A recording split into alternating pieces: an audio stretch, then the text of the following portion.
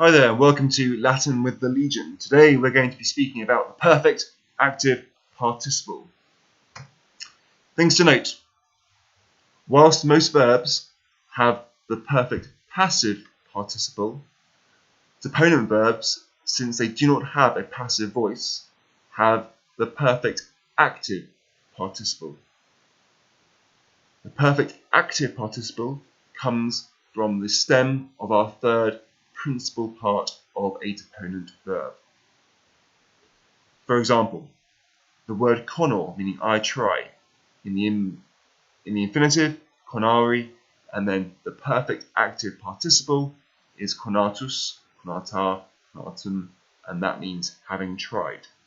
Progredior, the perfect active participle is progressus, progressar, progressum, having advanced. Miror, meaning I admire, Miratus, mirata, miratum, meaning having admired. And then patior becomes passus, having suffered, and sequor, secutus, secutar, secutum, having followed. All these follow the same pattern as adjectives like lightus, lightar, lightum.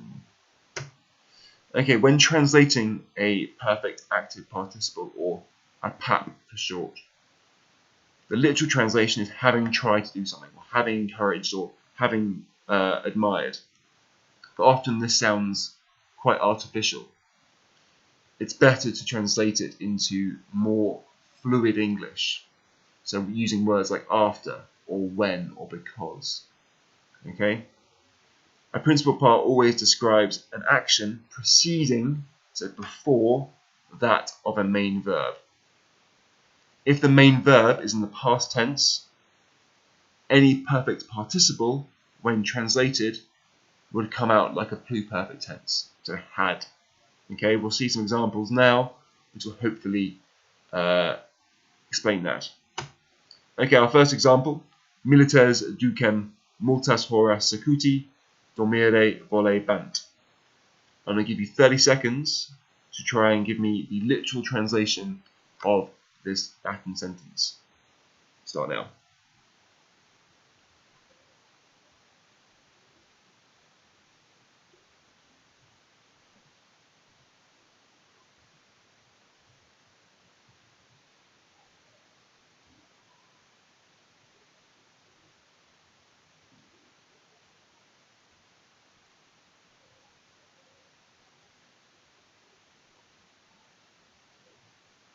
Okay, 3, 2, and 1. So our literal translation would be the soldiers, militares, secuti, having followed, ducem, their leader or the leader, multas horas, for many years, were wanting to sleep, volebant dormire. So the soldiers, having followed their leader for many hours, were wanting to sleep. A better translation would be because the soldiers had, not has, had followed their leader for many years, they wanted to sleep. Okay? So I've made it more fluent English by using because rather than having followed. Next example. You've got 30 seconds again to try and work out the literal meaning.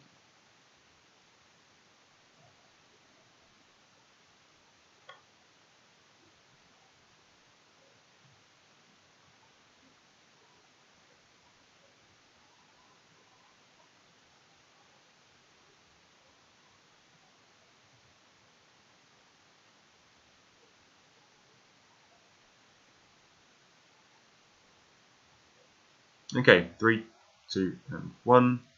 So servus ibila perfectus ad forum festinavit ut cibum domino suo emeret. So the slave, having set out perfectus from the house ibila, hurried festinavit to the forum ad forum ut cibum, in order to buy, emeret, to buy, imperfect subjunctive, his master, domino suo, cibum, food. A better translation would be, after the slave had set out from the house, he hurried to the forum to buy his master food. Our third example, our final example. 30 seconds again, starting now.